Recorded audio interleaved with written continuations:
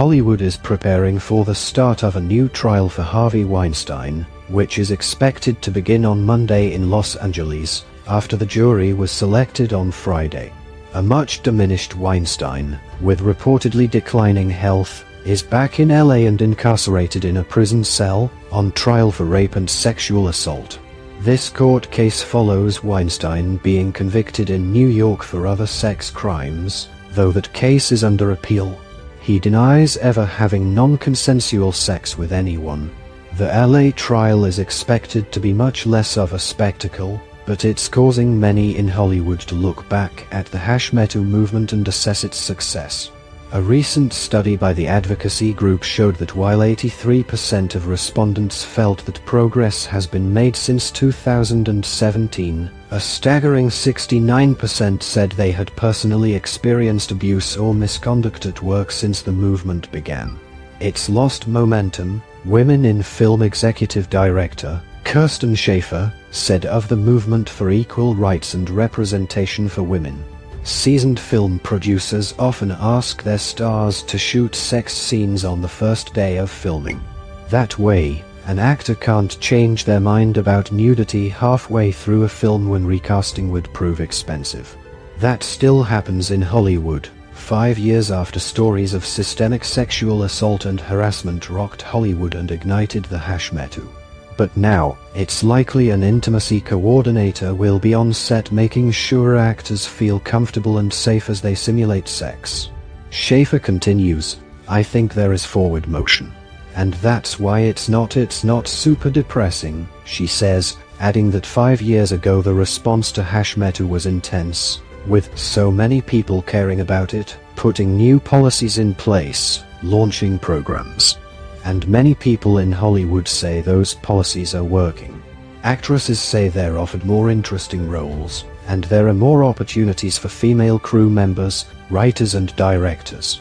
Rosanna Arquette, one of Weinstein's first public accusers, was part of the Screen Actors Guild committee which helped introduce intimacy coordinators on set to make sure everyone is comfortable in any scene requiring nudity. A lot of people were against the intimacy coordinators, but a lot of abuse did happen that way, Ms. Arquette told the BBC. Many aspiring actors say the industry has changed for the better. When we visited an acting class 5 years ago, many told us horror stories of the fear they face going into auditions, the very real fear that they might be sexually assaulted or propositioned in exchange for a role.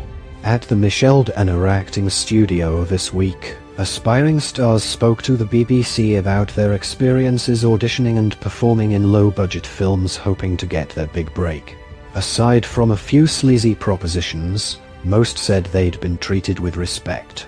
Ms. Danner, who runs the acting studio and directs movies, says the casting couch will never fully disappear but that people are much more careful now.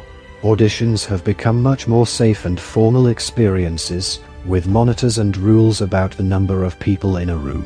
And due to the pandemic, many are now taking them via videophone.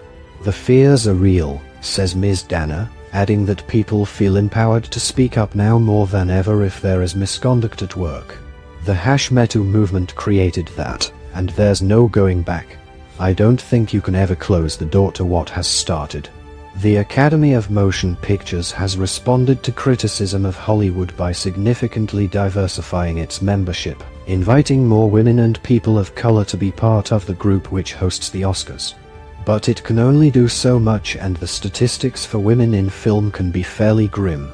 According to the Center for the Study of Women in Film and Television, female characters accounted for just 35% of major characters in the top 100 grossing films in 2021, down 3 percentage points from the previous year. And after reaching historic highs in 2020, the percentages of women directing top grossing films declined in 2021. The number of women working as directors on the top 100 films retreated from 16% in 2020 to 12% in 2021. But more women are producing film and TV, -32% of producers, up from 30% in 2020. Many powerful female players like Reese Witherspoon have started their own production companies to make the kind of films and TV shows they want to see. That urge has spread throughout the industry. At the Dana Acting School, actresses Josephine Hayes and Maita Paz have